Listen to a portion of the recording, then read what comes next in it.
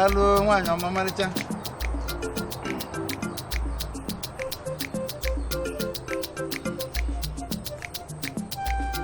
Oh, wow.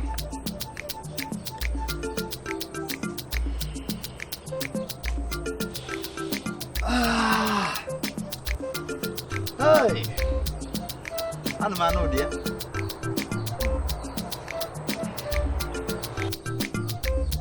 Kau dah bawa makanan aku start tamu kau gis gue. Anak gamai family. Mama nak apa? Ibu. Mama leca. Kedi vine medi. Aduh mama. Jonya pun milih sos makanan mulai ibu ay keje.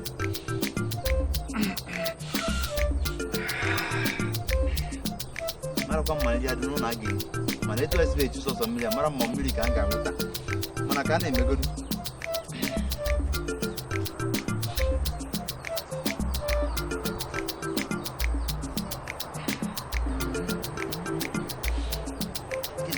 Itu budaya jadi tak ada. Itu budaya jadi tak ada. Itu budaya jadi. Oh manager. Biko itu cengken mana? Nanti sekarang amara mau mamili yang ini cuci. Oh tangki kena ada cuci kau drum. Jadi kini cuci. Biko itu cuma so. Dia kan kau kalau makanan walau budaya jadi. Amara kayak gitu suami biko. Nah cukup kan. Orang ini jadi kena lagi. Apa lidah kan? Apa lidah kan? Aduh kau ini apa gitu.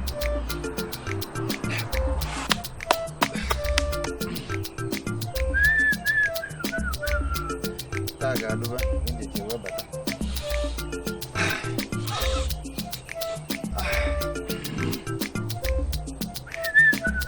Aigeme uanga bropan saifan. Ogidi ana ogidi. Aigeme uanga. Iba chanke nwa benzo. Kai karia. Mal kai gesu eme makana. Iba geje pole je tata kala kale. Idi dia bagi leje. Maram kai gesu. Aha, dama. Kazu eke na kana ogado. Como ne gansu na wakone ugwu. Wena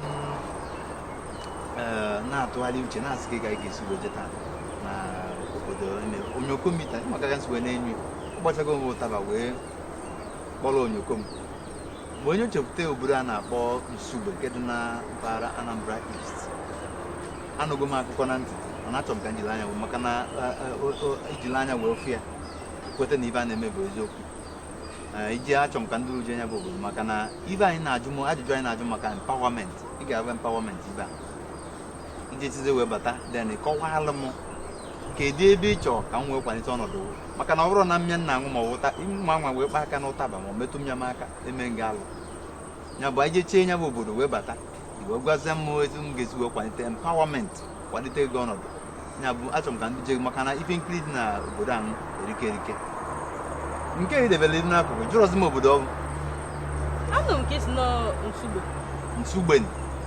Nsugbe nke dị na Anambra East na ikwesịrị ịma maka ya ya bụ achọrọ m ka anyị jee na-ewu ka anyị wee malụ ibe a ji wee bili maka na ibe a ji wee bili erike wee chọọ ka anyị jee bụrụ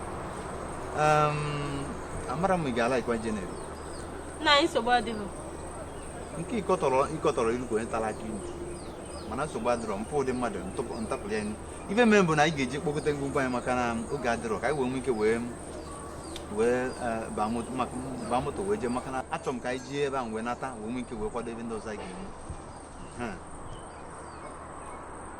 ọmalịcha lekwa n'ime iji agwa m kemgbe ụtụtụ anyị binere ụra nwekwa ụbọchị ịma na nwoke na-eji n'oge wee na-akwado ịma na abalị na m na-akwadochi niile m ga-eme ma chifo ewe n'iwe ewe ka o si wee bịa ịma na akpọcha m ụtaba wee nwere ka o si wee bue m uche wee chebe wee chepụta ya Nsugbe wee sị m ka ndị ukene bụ je Nsugbe dịka enwere iwu jee cheta ngwongwo anyị ka nwee ike ma shum ma ife ndị ọzọ ngwa pakwala ite gị mba m na-ebu ya o ga-ebu ya mgbadọbịa nsogbu adị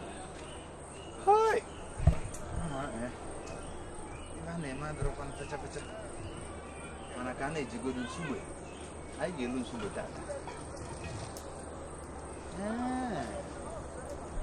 onye ka nwoke ejikwa na-emele m ịnyanga a ga-eji ya bụ Nsugbe ị na-emezikwa oke nye m niile adịgo dịkwa nwaanyị na-anyado ịnyaji okpu nwaanyị maka ibe ị ga-eweta n'ime ya na-anya oji nwayọ wee na-anya okpu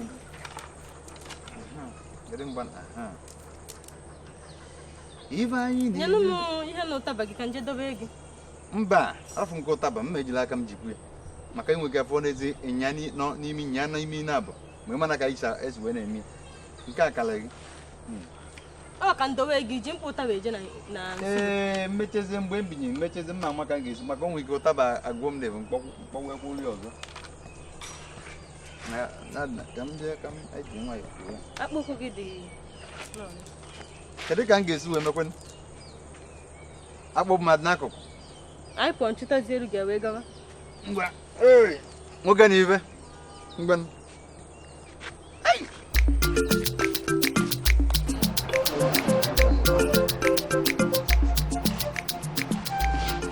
igwe lọlọ ekene m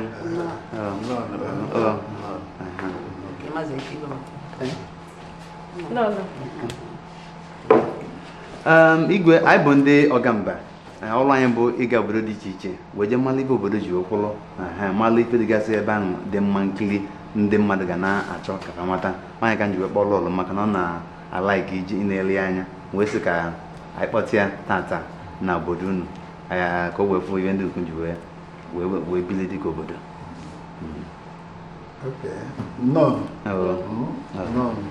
oche dịkwa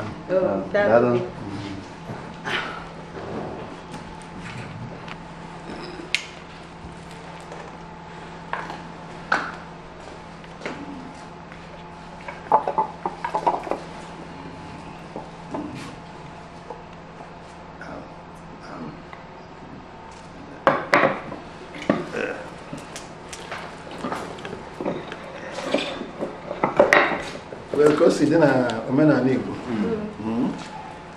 apụkwanụ m ọjị na anyị bata anyị were ọjị kene ya na be anyị nke a bụ ego ọjị otu anyị bụ ndị ọma mbala si eme Nsugbe ebe anyị na-eme onye bịa ebe anyị na-akwanyere ọjị ugwu anyị na-amado ya akwa so amado gị ya akwa so ebe m ga-emezi kịta bụ ka m wa ọjị ego ọjị a bụ ego unu welu na ya ndị be anyị apụkwanụ m ọjị nnọọ Chukwu ọbịana ọkasị akasị onye bi n'eluigwe onye kere n'igwe na ekenekwa gị n'ụbọchị nke tata kene gị na ndụ nyere anyị kenye gị na-arụ isi ike nyere anyị o nwere ndị dị ndụ tata ma ba nọ n'ọnọdụ ọdịndụ ọnwụ ka mma na-amụ ụda esi Chukwu bịa gbuo bịa kaba na kaba je ezuru ike ma gị nyere anyị ndụ nye anyị arụ isi ike wee na-ekene gị o nwere ọzọ anyị ga-eji na-ekene gị da n'inye gị otu anyị wee na-asị otu dịle gị ụmụ arọ m bịara ebe a ịma na ba ga-abịa tata wee kwado nya bụ ije wee gagide wee lụọ ebe a n'udo ọkpụ m ga-eji na ga-aka nkụ na ji bịa mma ajọ mmadụ ego eloro na-arụ ibe Nsugbe ji bili ga-edugide unu na-emesi ibe niile nọ bịara na Nsugbe si ya biko ya bịa ka ọ gọzie ọjị a ọta n'otu ka anyị taa n'ibe tata ndụ tata arụ isi ike si na Kristi dị nwe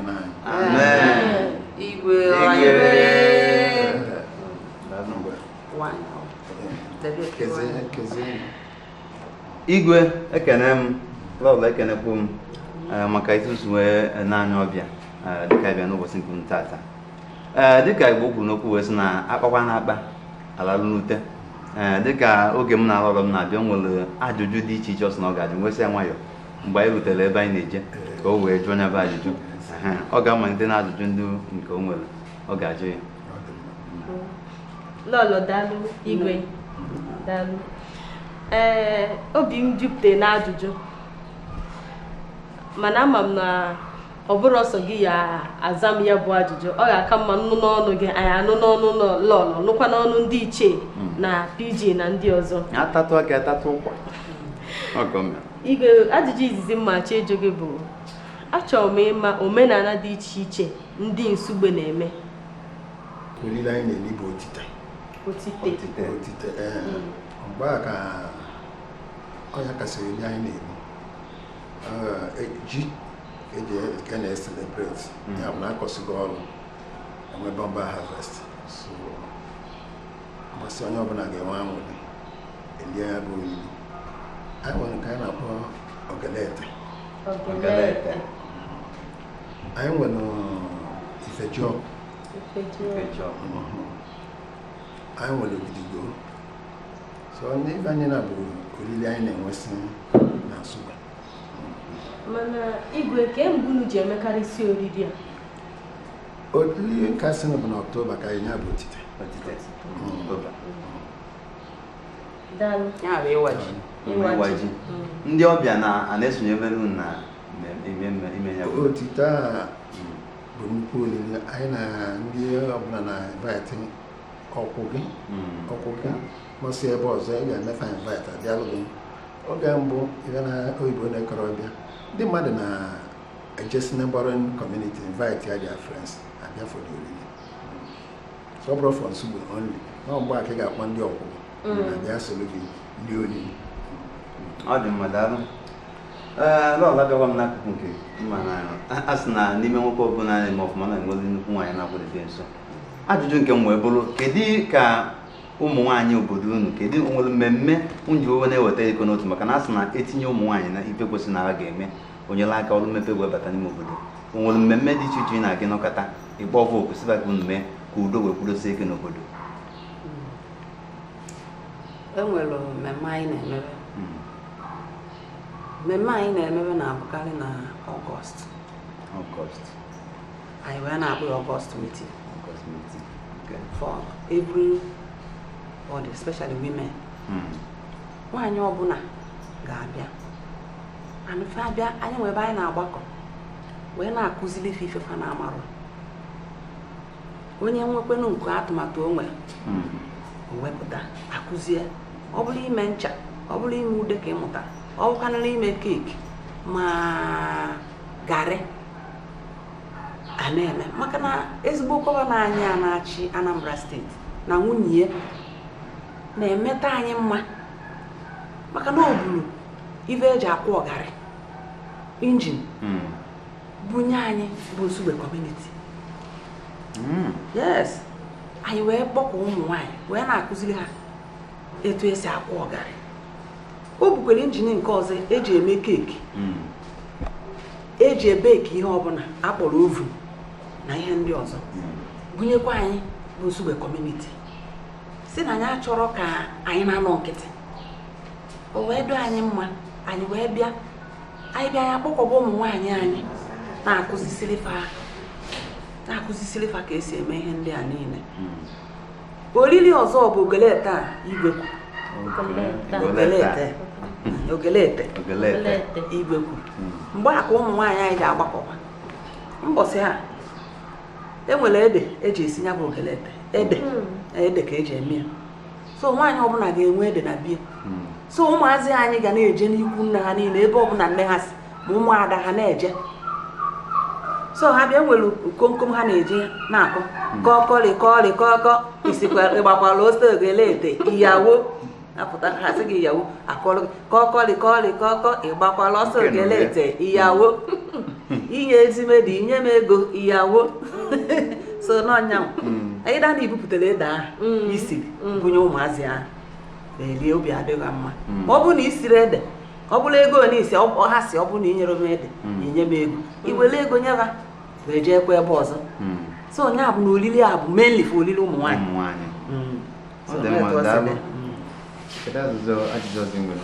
Sọsọ ofu ka ọfọ. Igwe ka mmachi eji ajụjụ. Igwe ya chọrọ m ịma n'aka one ime obodo one dị n'obodo Nsugbe. Nsugbe dị iri. First anyị dị 3 major quarters. Abịa n'ezi ofu bụ ezi Nsugbe. Ezi Nsugbe tọsịrị anyị. Ezi Nsugbe. Yes, ezi Nsugbe. And ezi Nsugbe ndị busi okenye bụ Enugu village. Ọfịanta. Aba. Amu. Na Nadi. Then the second one, the Kenga. Kenga dị ofu. But there were 5 kindreds that make up the Kenga. ndị bụsi okenye bụ Ezenri ụmụ mgbe ụmụ Isagba eze chi na ezigbo na ụmụakọsịam otu esi mụ je na-eje na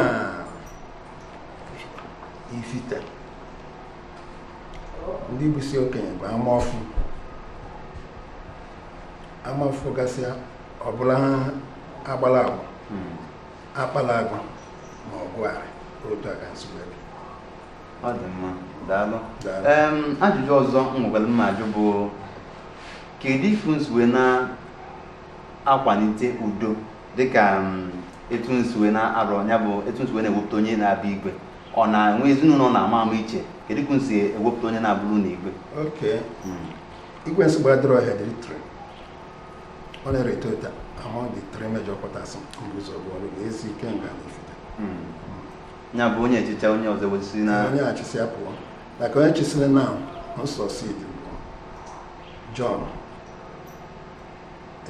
Anyasị tinye ezi Nsugbe ka ọ bụ Enugu village. Then mụnwa si Kenga nchịsị ya ọ gaa Ifite otu ọ na-achịkwa back to ezi Nsugbe otu aka si ebe a ka anyị apịachikọ na ajụjụ anyị igwe mana ama m na onwe ndị ya akpọnye anyị ga-akọwatapụrụ anyị nke fọnụ ma dugharịkwa anyị maka anyị achọ ihe gọvanọ rụsịrị n'obodo amụma ọrụ mmepe nke izizi na nke bụ o domanya na onwe nke enyere unu. Gọvanọ na-atụrụ ya project ya bụ first of its kind 20 million project for civic center ka anyị lụrụ ebe ọ na-abata Nsugbe bata by the bus stop nwere ukwu nọ dị ebe a epent onye bụ our first project. The second one ọ bụrụ na agbada na-eje Ọnịcha unu si Aguleri ọ gbadakwuo n'obere unu ga-afụ our second project open market erufusiye and m ga-like unu je ebe a mụ na before na unu fusi ya gọvanọ lụgara anyị the third project anyị aplan bago the third project. Ọ dị mma a sị na ojije ka ọgwụgwụ mma anyị na-ekene n'ụzọ pụrụ iche etu Nsugbe nabata anyị na etu Nsugbe za anyị ajụjụ ndị nke anyị jụrụ mma akpọzila ọgọ m ka anyị wee gbafe ọsọ.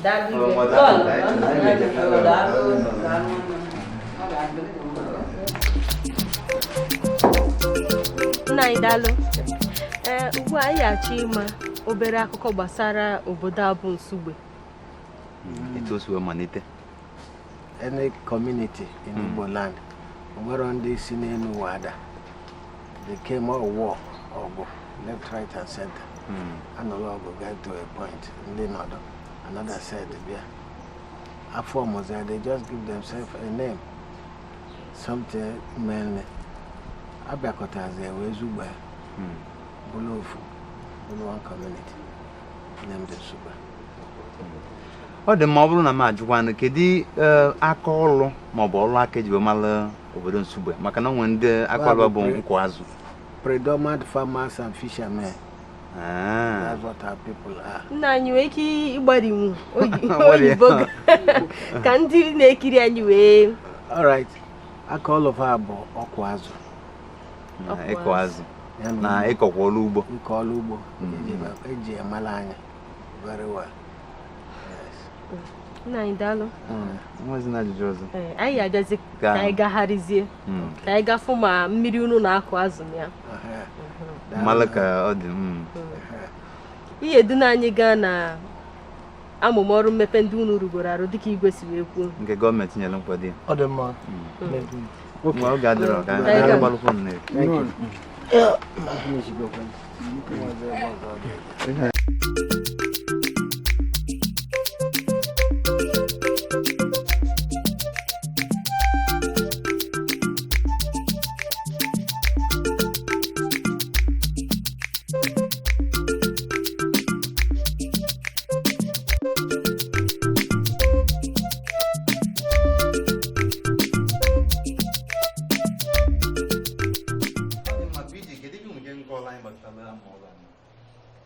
amụmọlụ a bụ first phase 20 million community choose your project Gọvanọ Willie Obianọ na-enye obodo niile dị na Anambra steeti. Nke a bụ nke Nsugbe nke izizi.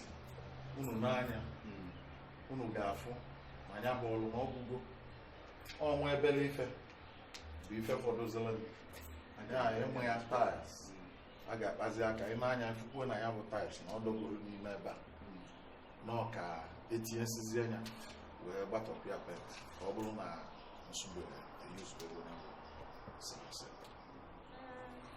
Ebijike mbụ na-agba idobe gburugburu ọcha dịka a na-arụ ya na dịka a na-akwado ịrụchi ya.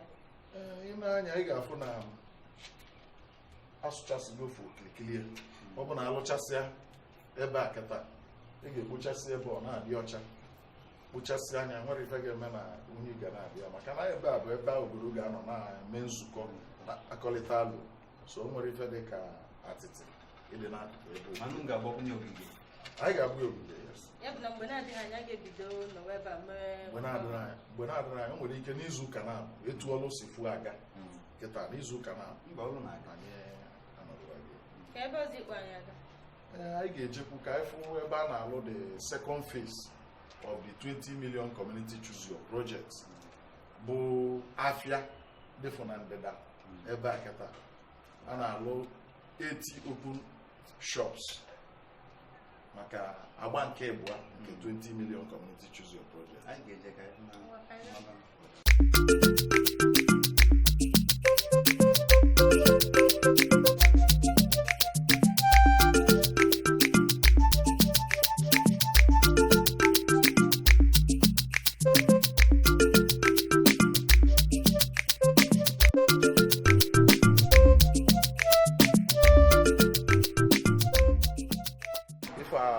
Open market n'ife fọdụzịrị bụ ịchịkọta n'ebe a n'ofu ebele wọọlụ agafe edo ị na-anya fụ na akwụsịghị ya so na nke a ebele oge anyị na-ene anya na Chukwu nyere aka ebe ofu ọnwa kịta na a ga-emesigo nke a maka na ya bụ ọlụ agwụgo agwụ ọyawu a ga-enye ya n'efu tu onye ọbụla chọrọ ịzụ ahịa ka a ga-ere ya ere ịchọ pati nke eresi gị ife melụ n'ụwa na ife a bụ ife jikọtara obodo ọnụ obodo ka ọ dịrị mgbe a ga-aba alụsị anya obodo anọla na kpaa nkata mana etu o si dị na ọ bụrụ ife a ga-ele ele ka ọ bụ nsogbu adịrị onwe amụma ọrụ ọzọ ya gwa anyị maka ya ọtụtụ ọrụ na-agakwa n'iru na Nsugbe dịka ụzọ a na-afọ alụ ga-esi abata Nsugbe ebe a na-akpọ Udoka Estate ife ndebe anyị na-ahụ ya bụ ọ ga-esi Ugbo Eke nwekwara ibe dịka ebe nnegheli anya Nsugbe nwere Nsugbe nwegasịrị ebe nnegheli anya ana m ekenekwu Gọvanọ Willie Obianọ na etu o si enye aka ọkachasị na ọkụ a ọ na-etinyegasị n'obodo niile na 20 million community projects ọ na-enyegasị ndị obodo a na-akwado ofu ka abanye agba nke ịtọ na ya bụ 20 million so ịgbakọ onye ọbụna obodo niile dị na Anambra steeti enwetago 60 million from state gọọmenti ụdị a emenụrọkwa mbụ amara m ma onwe gị ebe o mere na Anambra steeti niile so na gọvanọ anyị bụ Willie Obianọ na ọ na-eme mma anyị na-ekene ya n'ọlụ ọ na-alụ. Daalụ, o nwetara ozi ekene gị.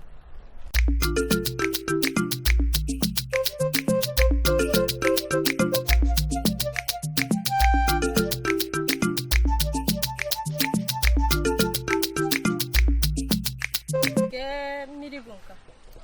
Mmiri anyị na-agbadata ebe a bụ mmiri a na-akpọ oliolio. Mmiri oliolio. Mmiri afọ bụ mmiri ndị be anyị na-anwụ anwụ mana etu o si dị na ya bụ oliolio according to tradition bụ nwaanyị ka ọ bụ na ya bụ mmiri enwere ife ọbụla ị nwere ike iwepụ n'ime mmiri afọ belụsọ ikulu mmiri nwa ma azụ dị n'ime ya adịghị eli aka na-akọla anyị mgbe gboo asị na enwere onye lili ya bụ azụ oliolio wee bịa bie pụta ụtụtụ mmiri wee too n'iru bie according to the history of Nsugbe. Ilu ofu na ya bụ mmiri ị ga-afụsị ka azụ dị na ya rasị maka na adị eli nke a gbagotekwa ya bụ ka ị ga-esi kedu onwekwa ibu na-eme na ya bụ mmiri iji wee na ebe dị ka na-edebi ọcha ịmago na ndị ebe a bụ alụsị ka ọ bụ ndị nne nwaanyị na-abịazịa ka ọ wee dị ọcha ịma na oyibo pụtazịrị nke anọ kịta azụ etu oyibo si wee pụtazịa ọbụna a na-agbapụzi boholu onye ọbụla na-aṅụzi ma pịọ wọta ma bọtụ wọta mana etu o si dị mana ka nwere ndị na-aṅụ ya bụ mmiri etu o si dị mgbe gboo na a na-enwe ụbọchị ndị nne nwaanyị na-abịa zachasị anya bụ mmiri kpochasị anya ọ na-enwu yolo a na-aṅụsị aṅụ enwere ọtụtụ mmiri ma o si n'igwe ya nso ishi unu jesigoro so a na-ekpochasị ya zachasị anya mgbe gboo a na-aṅụ ya mana oyibo pụtara kịta meziri onye ọbụla enwekebarazi ndị na-aṅụ ya bụ ka anyị na-akpọ akpasị anya n'ime ebe a na mgbede ọ bịa pụta osisi enyi ọkpọsịsị akpụ nọrọ ebe a wee kechaa anya so n'ọnya nwa bụ aka ofu ụzọ aka ọ na-enyere onye ome Nsugbe dịka ọsọ etu o bunyere anyị ada na ego wee na-emere ya nọ ihe ọ na-akụwa bụ si mee ike na-emepụta nri n'obodo maka abịa sị na maka na ha enwere ego ha ji eje na nji wee pịchaa akpụ anyị wee kọmplenere nwunye gọvanọ o wee sị anyị na nsogbu anyị ana anyị ebesi n'akwa na ya ana ya so wee bunye anyị ọmarịcha njin a ụmụ nwaanyị anyị na-emeziri onwe ha biznes ha kọpụta akpụ mfe ebe ha kwọrọ ya n'ike ya gara ile from the empowerment program nwunye Ewuli Obianọ o ji enyere ụmụ nwaanyị aka ọkụkọ a kịta ihe a na-akpọ ya bụ noila ọ bụrụ ọdịnarị ọ dịkwa nke na-eri okenye ọ na-eri akwa ọ bụrụ ọdịnarị layers ọ bụrụ ụmụ layers noila ka a na-akpọ at least anyị na-enwetasị almost 10 to 10 crates in a day.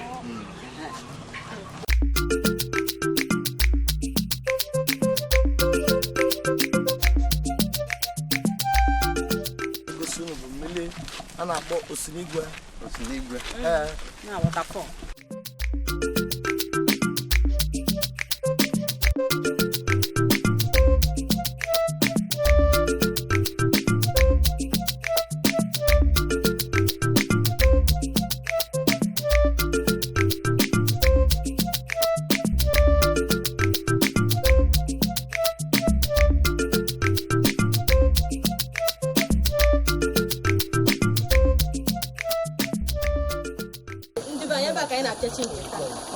maka na tata bụ tata anyị kara ka wee bịa mago ke mmiri bad n'isi ba